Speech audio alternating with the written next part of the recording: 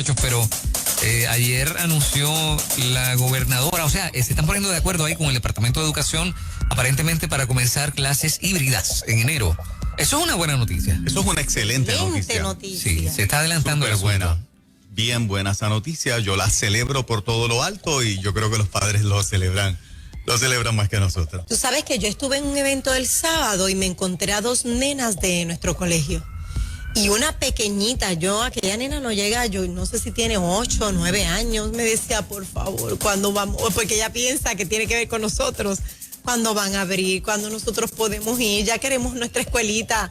O sea, es fuerte, ¿sabe? Pega fuerte escuchar a un niño decirte, quiero regresar. Tengo curiosidad, cuando esos niños arranquen en enero en el salón de clases, ¿estarán adelantados, estarán atrasados? ¿Cómo será? Porque como se habla de que han tenido mucho trabajo, ¿no? Y muchas tareas y demás, y los maestros están trabajando más. Me pregunto si estarán un poquito adelantados o qué. Buena pregunta. Yo creo que solamente, ¿verdad? Los propios padres tienen conciencia de cómo ha sido este proceso online. Por lo menos por lo que hemos escuchado así por encimita de los resultados de, ¿verdad?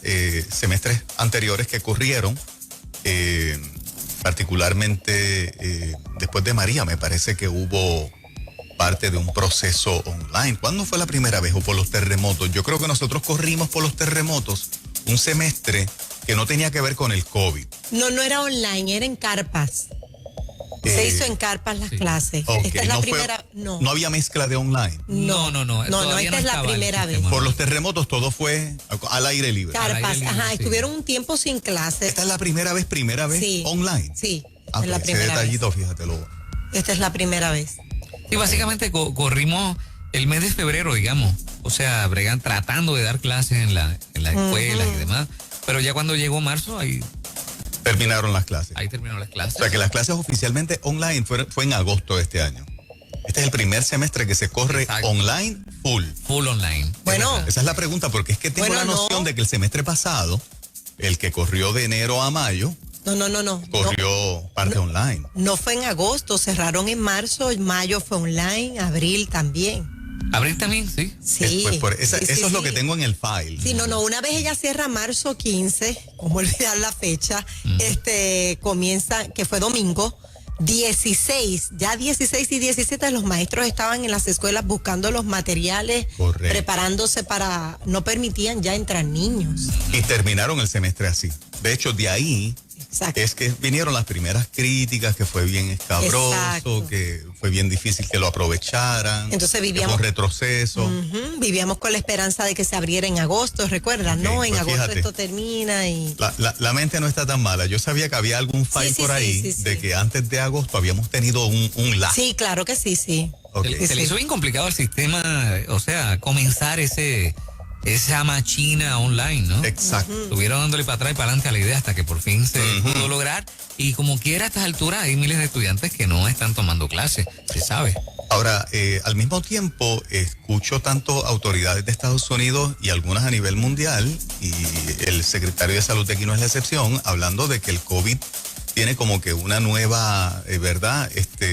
Etapa de contagio, o la gente por el tiempo que llevamos, y que en Puerto Rico, ha dicho el secretario en los últimos días, que el contagio ha estado como que fuera de control. Creo que fue la frase que utilizó. De hecho, de ahí sale los chequeos que están haciendo ahora tipo Servicarro, que fue un éxito el que se hizo este fin de semana, por lo que la propia gente que estuvo en la fila corría rápido, le daban los resultados rápidos, etcétera. Pero se está creando como que la impresión de que el contagio se ha disparado otra vez. ¿Ustedes no han escuchado lo mismo? Sí. Incluso he escuchado que o sea, están como que esperando que los resultados sean todavía más violentos para el final de este mes de noviembre debido a las elecciones, ¿no? O sea, que un par de semanas después de todos estos eventos, por las aglomeraciones, las caravanas, que como quiera se hicieron, los cierres de campaña, que se van a reflejar esos resultados dentro de un par de semanas. Yo escuché de los medios americanos que hay 100,000 casos nuevos diarios en Estados Unidos. ¿Cuánto? Me pareció una cantidad exagerada.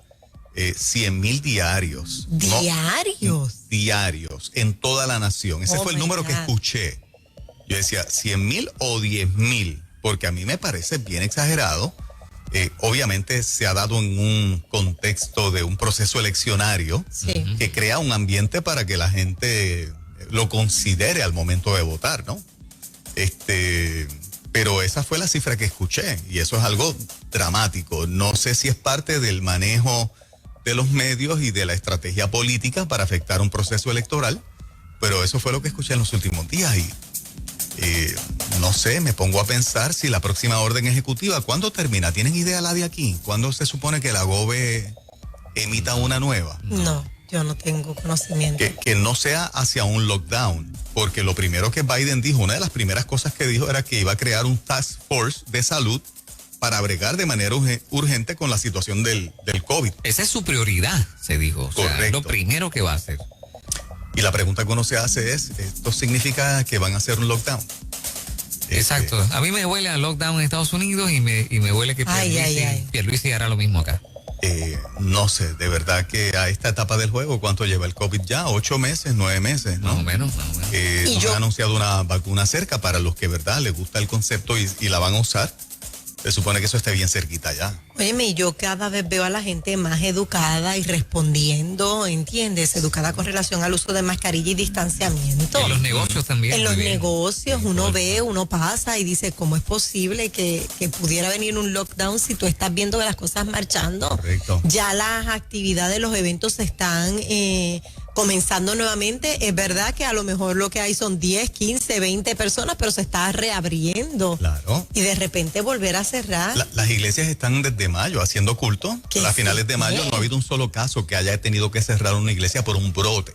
Mira, yo fui a una iglesia en Ponce, tengo que decirlo, y se escucha perfectamente Nueva Vida. Ya ustedes tienen muchos fanáticos, así que les saludo. Ellos tienen un proceso es que yo digo, Dios mío, si el gobierno viera esto, tan pronto termina el servicio, agarran de estos que van a tu casa y te descontaminan. Eso ellos hacen después de cada culto. Entonces, cuando tú llegas, te hacen una serie de preguntas antes de tú entrar, te toman la temperatura por donde quiera. Hay hand sanitizer, tienen creo que un sistema donde hay un puente y tú pasas y también te desinfectan. Las iglesias están tan preparadas. Eso es así. O sea, ¿de qué el gobierno habla cuando querían cerrarlas? Correcto. Y a todas las que ha ido ha sido así.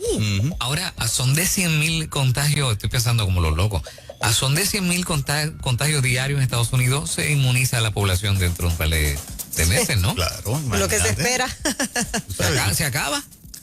Tú tienes 1 millón de casos positivos. Claro está, la buena noticia es que una cosa es que tú salgas positivo, otra cosa es que desarrolles la enfermedad, ¿verdad? Porque hay demasiados positivos que están de lo más bien. De hecho, la mayoría que sale positivo ni sabía que estaba positivo a COVID. Sí. La enorme mayoría, y yo creo que eso es, ¿verdad?, algo que nos debe alegrar, de que entre tanto positivo asintomático, pues no tengamos más víctimas. De hecho, aquí en Puerto Rico sigue siendo una cifra bien bajita. Creo que apenas llegamos a los 700 y pico en 9 meses. Para una pandemia de un virus tan peligroso, lamento mucho cada vida. Cada vida es demasiado valiosa y cada familia que Muy pasa por el fuerte, sufrimiento claro de la que pérdida de un miembro de la familia es lamentable, irrecuperable. Claro. Pero cuando miras ese número versus la población y la peligrosidad y el contagio, tenemos que dar gracias a Dios por otro lado. Sí, se le colocó el nombre de pandemia, pero yo creo que no cumple en términos de los números de muerte. En el caso de las muertes. En Puerto Rico, ¿no? Pues no, esto no sería realmente una pandemia. Y en el mundo todavía no llega a 2 millones en todo el mundo. En el mundo viven 7 billones de seres humanos. Y está en 1 y pico, no llega a 1.5 todavía.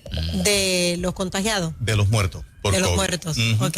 Sí, y hubo una pandemia que murieron millones y millones. 300 claro que millones, qué sé yo, ni cuánto, pero hay gente que le dio y nunca se enteró. ¿Ustedes sabían eso? Que hay gente que le dio COVID y nunca se enteró. Le hicieron la prueba por rutina y en la prueba salió, mira, a ti aparece aquí que en un momento dado te dio. O sea, que va a llegar el momento en que la gente ni cuenta se va a dar. Esperemos en Dios que así sea, ¿verdad? Esa es nuestra oración. Este fin de semana le vamos a preguntar al licenciado Carlos Pérez. Sabemos ya que los medios declararon ganador a Joe Biden. Ya vimos el discurso de él, de Kamala Harris, lo que va a hacer, pero no tiene una certificación oficial del ente en ley que lo certifica como ganador, hasta donde yo sé, y lo busqué y lo googleé ayer domingo, antes de obviamente comenzar el programa de hoy. Y me parece ese detalle bien interesante y que ningún medio reseñara el reclamo de Trump, que es el presidente actual de los Estados Unidos, de fraude electoral. No hubo un solo minuto dedicado al tema del fraude y al proceso legal que ya comenzó en algunas instancias y que se añade hoy varias demandas en distintos estados por la forma en que se contabilizaron los votos y porque en esos lugares no le permitieron observadores al Partido Republicano. Yo creo que eso es una noticia que el público la tiene que saber, pero se suprimió al máximo. Y entonces tú dices, caramba, los medios están para informar. Sí. Si estás diciendo que Biden ganó, pues mira, di los reclamos que tiene el otro. Pero no sé si ustedes vieron espacio para el reclamo estos últimos 2 días, del sábado para acá, ha sido omitido. Nosotros recibimos tenemos el impreso del Nuevo Día de ayer.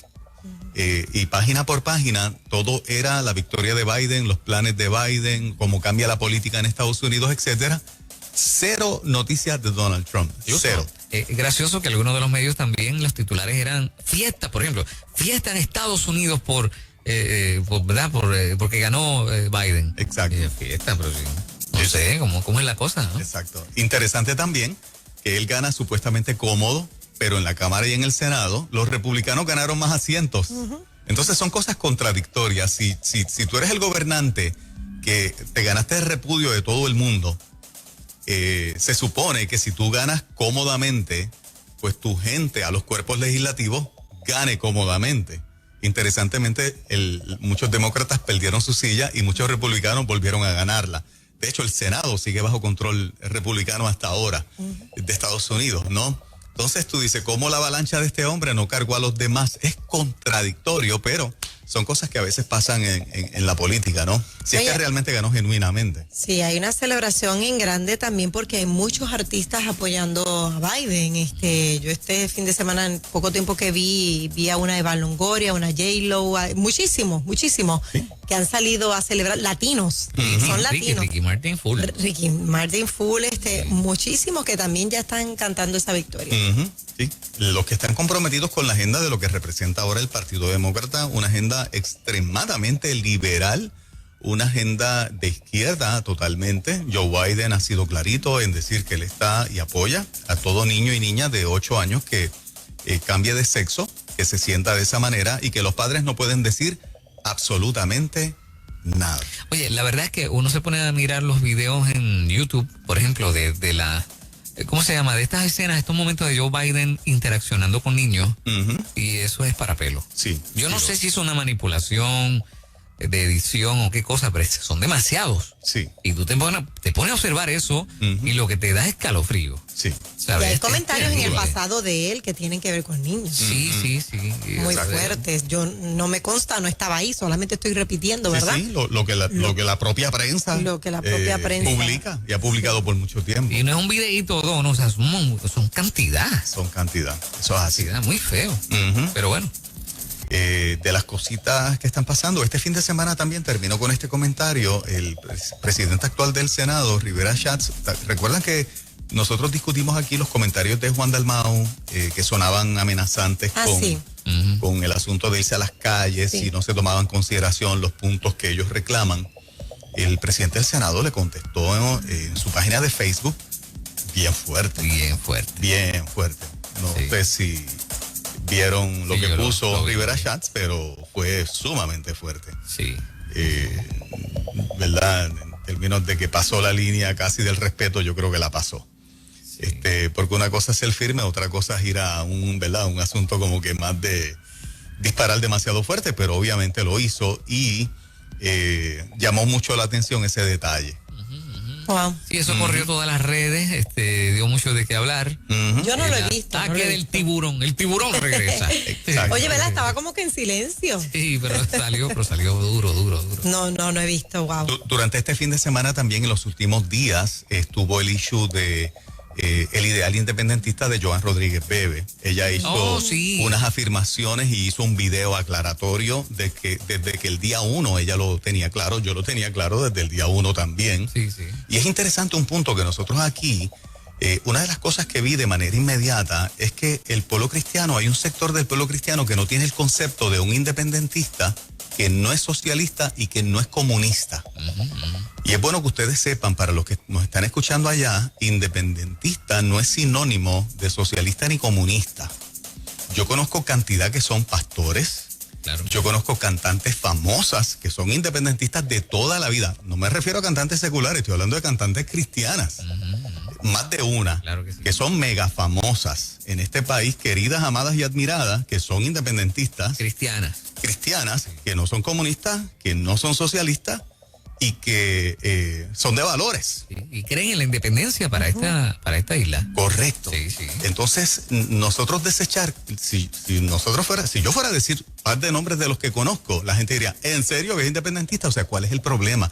Yo creo que yo prefiero una independentista como Joan, comprometida en contra de la ideología de género, comprometida a favor de la libertad religiosa full, que es vocal, que lo dice, que está comprometida con el derecho de los padres a educar a sus hijos y no a una popular o a una estadista que no hace nada o que está a favor, como por ejemplo Jennifer González. Entonces, el ideal te santifica. ¿Cuál es el peligro de Jennifer? El peligro de Jennifer González, que está a favor de la ideología de género. Sí. ¿Ok?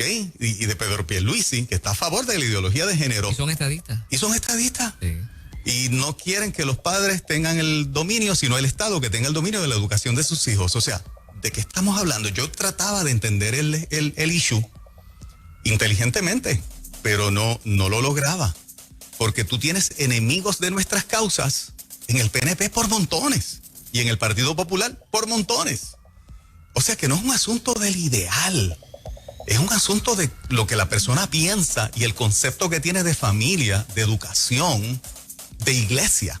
Eso es lo importante. Pero ojo, la idea de que un cristiano evangélico debe ser estadista está bien entronizada, o sea, está bien metida. Eso ¿Y de dónde salió eso? No sé. ¿De dónde sale Lo he eso? estado repitiendo a la saciedad aquí. Nueva Vida Educa. Es como si no hubieran populares Sí. cristianos y de valores. Exactamente. O sea, si tú eres conservador, tú eres PNP, pero ¿quién dijo eso? Eso es un disparate. Eso es así. Cuando usted escuche eso, gente, es un disparate. Y si tú eres independentista, eres comunista. Exactamente. No, o sea, es una idea bien loca. Muchachos, ¿no? tú sabes con los pastores populares que yo he hablado, que votaron por Proyecto Dignidad. ¿Ok? Y que para nada estarían afiliados al PNP. De hecho, nunca han estado afiliados al PNP. Pastores, ¿ok? Y que votaron por Dignidad porque son gente de valores.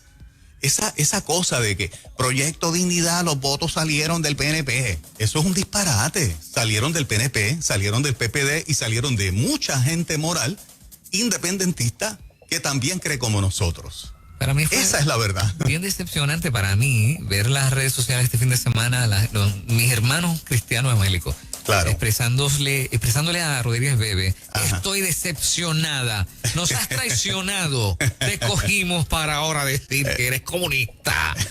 Si no, hay un ataque bien fuerte en las redes. Claro. Un ataque, o sea, no ha comenzado bien y ya los ataques están siendo bien fuertes. Yo creo que parte es precisamente desacreditar la Sí, victoria antes de que... y quitarle influencia a la chica, Sí. ¿ok? Y yo creo que nosotros tenemos que ser más inteligentes que eso. O sea, Claro, cuando claro. tú tienes un partido que tiene un año y que gana esos escaños de la manera tan contundente que los gana, con votos por encima de los veteranos como Villafañe, como el propio Schatz, es una victoria contundente. ¿Cómo tú le quitas crédito a eso? Cuando otros candidatos de partidos tradicionales se colgaron o prácticamente se cuelgan.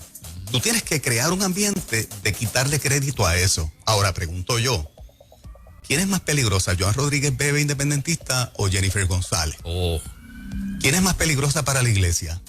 ¿Quién es más peligrosa para los padres? ¿Quién es más peligrosa para la libertad religiosa? ¿Jennifer González o Joan Rodríguez Bebe? estás atacando al equivocado. Exactamente, exactamente. Sí. Aparte, ninguno define estatus político. Los partidos han ganado. Mira, el PNP lleva cuántos plebiscitos que ha ganado la estadidad. ¿La ha traído? No. Entonces tú vas a decir que una legisladora va a influenciar en eso, que de hecho no está comprometida a eso. Y conocemos el carácter de la chica, no puede hacer nada para eso, respeta lo que dijo Proyecto Dignidad, que es una decisión del pueblo de Puerto Rico cuando tenga la oportunidad de decidir. Así que a cualquiera que haya querido quitarle méritos al éxito de ella, una victoria contundente al Proyecto Dignidad con un issue tan bobito. Sí. Pues caramba, tú sabes, yo creo que la historia los va a juzgar. Sí, y cabe señalar que en todos los partidos hay gente con buenísima moral, Claro, gente íntegra, en todos los partidos, hayan votado o no hayan votado por dignidad, porque aquí la moral no la establece como tal el ideal. El ideal. Uh-huh. O sea, así que reconozco a toda la gente buena, íntegra, moral, que no, ¿verdad?, vende sus valores de diferentes partidos, porque de diferentes partidos están haciendo cosas buenas también. Dejan que vengan los issues para que vean la calidad de esa nena. Deja que vengan los issues. Y van a decir,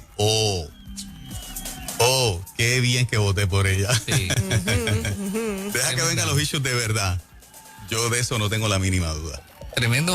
Bueno, usted está escuchando 97.7 Nueva Vida, comentando la noticia, pero don Seferino viene por ahí. Ya llegó. Ya llegó. La bici llegó. Yo estoy loco por escuchar sus primeras declaraciones después de... Oye, ¿verdad? Sí. El análisis político. Claro. Es que nadie se vaya. Puerto Rico, Ay. las 6:29 de la mañana.